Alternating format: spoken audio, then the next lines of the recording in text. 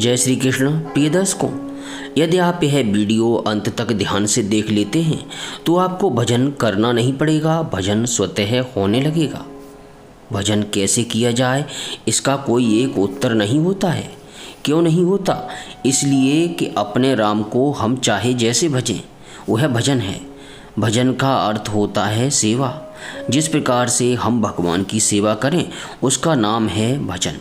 भगवान का नाम जप करते हैं वह भजन, भगवान का ध्यान करते हैं वह भजन, भगवान के नाते हम जगत के प्राणियों की जो सेवा करते हैं वह भजन, भगवान की मूर्ति की पूजा करते हैं वह भजन, भगवान की आज्ञा मानते हैं वह भजन, भगवान के शास्त्र वाक्यों के अनुसार जीवन व्यतीत करते हैं वह भजन। यह सब भजन है।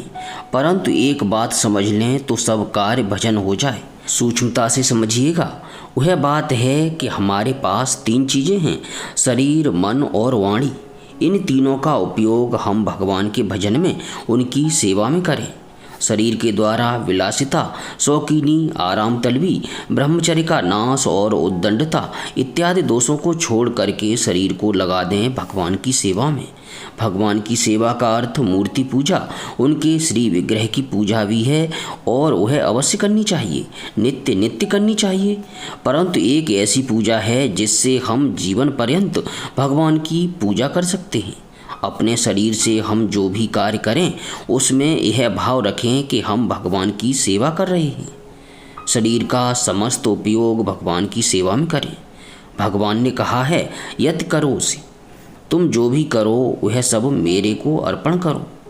तत्कुरुष्व मद अर्पणम, गीता जी के 9वें अध्याय में कहा है भगवान ने। स्वयं हम और अर्पण भगवान को हो, भोजन हम करें और अर्पण भगवान को हो। अब इस बात को समझना है कि यह कैसे हो, यह हो कैसे। सूक्ष्मता से समझिए, ध्यान से समझिए। कोई व्यक्ति अमुक पदार्थ इसलिए खाता है कि उसमें स्वाद है। किसी को मिठाई अच्छी लगती है, किसी को नमकीन और किसी को जीभ के स्वाद के लिए खट्टी चीज़ अच्छी लगती है। एक व्यक्ति भोजन इसलिए करता है कि अमुक अमुक पदार्थ जो शरीर के लिए आवश्यक है, उपयोगी है, उन्हें खाएं तो स्वास्थ्य ठीक रहेगा। एक आदमी इसलिए भोजन करता है कि अमुक अमुक चीज़ों को खाने से मदमत्त हो जाएंगे और अधिक भोग करेंगे। एक आदमी भोजन इसलिए करता है कि शरीर में शक्ति आएगी, तब जनता की सेवा, माता पिता की सेवा और देश की सेवा भली भांति कर सकेंगे। एक आदमी भूख मिटाने के लिए किसी प्रकार पेट भर लेता है और एक आदमी इसलिए भोजन करता है कि शरीर मिला है भगवत प्राप्ति के लिए।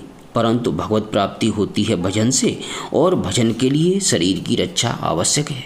इसलिए वह वैसा ही भोजन करता है जिससे सात्विक विचार उत्पन्न हो, भजन में मन लगे, विकार न हो और भजनमय जीवन बन जाए। इस रूप में 6 प्रकार से भोजन करने वाले भोजन करते हैं, परंतु भोजन करने वालों का भाव भिन्न भिन्न है, इसलिए उनका फल भिन्न भिन्न होता है। एक का भोजन भगवत प्राप्ति कराने वाला और दूसरे का भोजन नरकों में ले जाने वाला है। शक्ति संपन्न होकर दूसरों को मारने के लिए, भोग भोगने के लिए, सेवा के लिए, शक्ति के लिए, स्वाद के लिए और भगवान के लिए भोजन होता है, जो इसमें भी ऊंचा बढ़ जाता है। उससे यदि कोई पूछे कि तुम खाते क्यों हो, तब उनका उत्तर होता है कि मुझे खाते देखकर मेरे श्री कृष्ण हंसते हैं, उनको सुख मिलता है इसलिए खाते हैं। सुख के लिए नहीं, भजन के लिए भी नहीं, अपितु श्री कृष्ण के सुख के लिए। यह सर्वोत्तम भोजन है। इसी प्रकार एक व्यक्ति कपड़ा इसलिए पहनता है कि मेरे कपड़ों को देखकर लोग मेरी तरफ आकर्षित हों, लोगों को दिखाने के लिए सजता है। दूसरा, उसे स्वाभाविक सजना प्रिय होता है, वह दिखाता नहीं है। एक आदमी इसलिए कपड़े पहनता है कि समाज में लज्जा की रक्षा करनी चाहिए, समाजोपयोगी वस्त्र पहनने चाहिए और शरीर की रक्षा करनी चाहिए शीत और धूप से। एक व्यक्ति कपड़े इसलिए पहनता है कि शरीर की रक्षा होगी तब भजन होगा, और एक व्यक्ति कपड़े पहनता है भगवत प्रेम के लिए। कपड़े सभी पहनते हैं, परंतु अपने अपने भावानुसार अंतर होता है। इसी तरह प्रत्येक कार्य, खाने में, सोने में, उठने में, बैठने में, व्यापार में, नौकरी में, वकालत में, डॉक्टरी में, सेवा में अथवा अन्य किसी भी कार्य में अगर भगवत सेवा का भाव है तो उसका प्रत्येक कार्य भगवत सेवा बन जाता है। लेना देना, उठाना रखना, शरीर का चलना फिरना, शरीर के सारे कार्य भगवत सेवा बन जाते हैं। अब रही वाणी की बात। वाणी से जबान से 5 पाप होते हैं। व्यंग्यात्मक वाणी, जो सुनने वाले को जाकर चुभ जाए, असत्य बोलना, अप्रिय बोलना, अहितकर बोलना और व्यर्थ बोलना। पांडवों का राजसूय यज्ञ हुआ। उस जमाने में मैदानव थे जो एक बड़े वैज्ञानिक थे। उन्होंने इस प्रकार का मंडप बनाया कि जहाँ जल था वहाँ जमीन दिखती और जहाँ जमीन थी वहाँ जल लहराता हुआ दिखता। यह बात सबको ज्ञात नहीं थी। वहाँ दुर्योधन आए तो देखा कि जल लहरा रहा है, परंतु वहाँ थी जमीन। उन्होंने अपने कपड़े उठा लिए कि कहीं भीग न जाएं। कुछ लोग मुस्कुरा दिए, कुछ और आगे बढ़े तो उनके सारे कपड़े भीग गए। यह देखकर भीमसेन और द्रौपदी दोनों हंस पड़े। भीमसेन ने कह दिया कि आखिर है तो अंधे का ही पुत्र न। उनकी यह बात दुर्योधन को तीर की भांति चुभ गई। धर्मराज बोले, क्या कहते हो? परंतु जवान से तो बात निकल ही गई। आजकल लोग अपनी बात को वापस लेते हैं। गाली दे दी और कहते हैं कि हम अपनी गाली वापस लेते हैं। वाणी वापस लेने की चीज़ नहीं है। उनकी वह बात दुर्योधन को चुभ गई। उसने ठान लिया कि या तो पांडव रहेंगे या हम रहेंगे। वैर बद्धमूल हो गया। इसलिए ऐसी वाणी न बोलें जो दूसरे को चुभ जाए। प्रिय भक्तों, जो भी बोलें सत्य बोलें। वैसे शब्द कह देना, इसका नाम सत्य नहीं है। सत्य भाव से होता है।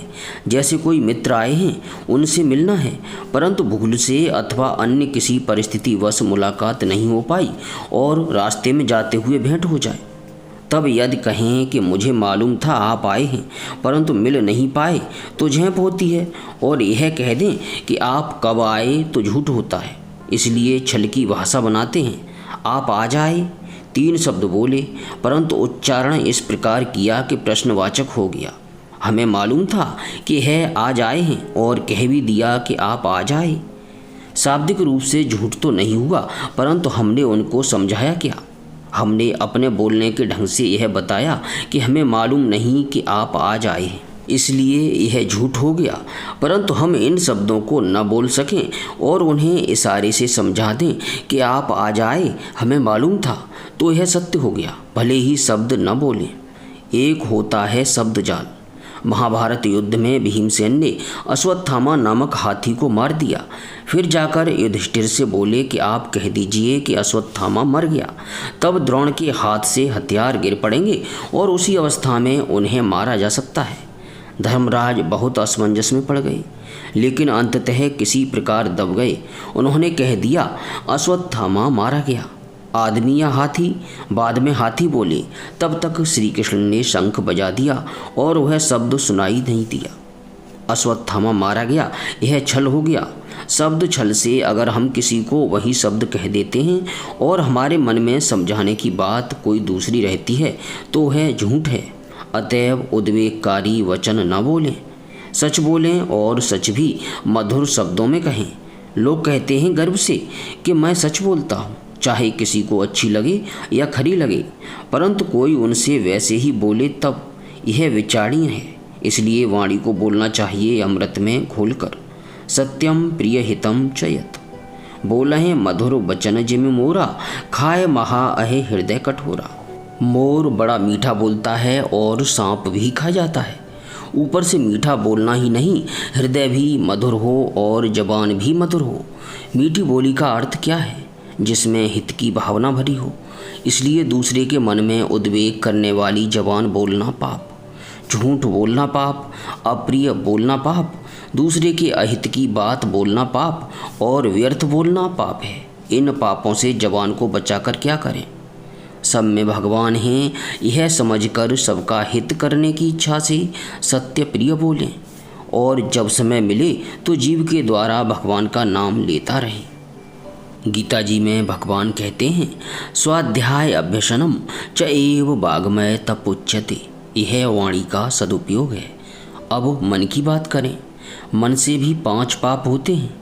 हमने ऐसे आदमी देखे हैं जो कहते हैं हम तो बहुत दुखी हैं, सारा संसार हमारा वैरी है, हमारे भाग्य में तो सुख लिखा ही नहीं है, रात दिन रोते रहते हैं। हमें तो दुख ही दुख है, चाहे हो नहीं, बिना हुए ही दुख उपजा लेते हैं। यह विषाद, यह मन का पाप है। उनके मन में निरंतर आता रहे कि इसको कैसे मार दें, इसके घर में कैसे आग लग जाए, इसका बेटा कैसे मर जाए, यह बीमार हो जाए तो बहुत अच्छा, इसका दिवाला निकल जाए तो बहुत अच्छा, इसके बेटे को बीमारी हो जाए, उसकी नौकरी छूट जाए तो बहुत अच्छा। यह क्रूरता है। क्रूर विचार मन के पाप हैं। क्रूरता पाप, विषाद पाप, व्यर्थ चिंतन, बिना मतलब जगत की बातों को दिन रात मन में सोचते रहना, यह पाप है। चौथा पाप है मन का वश में न रहना, और पांचवा पाप है मन में गंदी वासनाओं को रखना। इस संबंध में भगवान ने गीता जी में कहा है, मनः प्रसादः सौम्यत्वम मौनम आत्म विनिग्रह भाव संशुद्धि इत एतत् तपः मानसमुच्यते। मनः प्रसाद है। भगवान के राज्य में रोने की जगह कहाँ है? सब जगह भगवान का मंगल विधान कार्य कर रहा है। हंसो, निरंतर हंसते रहो। भागलपुर में श्री राम सकल सिंह जी रहते थे, प्रोफेसर थे। एक बार परम श्रद्धेय श्री हनुमान प्रसाद पोद्दार जी अर्थात भाई जी उनसे मिले। उन्होंने सारी बातें हंसने में की। वे हंसने की भाषा में ही बात करते थे, केवल नित्य हंसते और हंसाते। यह है मन है प्रसाद है। मन में नित्य प्रसन्न रहें, मन को सौम्य रखें, शीलवान रखें, ठंडा रखें, मन में दया भरी रखें, मन मौन रहे, मन में भगवान का मनन करें, जगत का मनन छोड़ दें, मन निग्रहित रहे, मन वश में रहे और मन में शुद्ध भावों को भरता रहे। ये 5 मन के पुण्य हैं और ऐसे मन को क्या करें? भगवान के साथ जोड़े रखें। वाणी से भगवान का नाम, मन से भगवान का चिंतन और शरीर से भगवान की सेवा। यह 3 बातें किसी के जीवन में आ जाएं तो उसका जीवन भजनमय हो जाए। इसको कहते हैं भजन। वीडियो को अधिक से अधिक शेयर करके, लाइक करके हमें अपना योगदान अवश्य दें।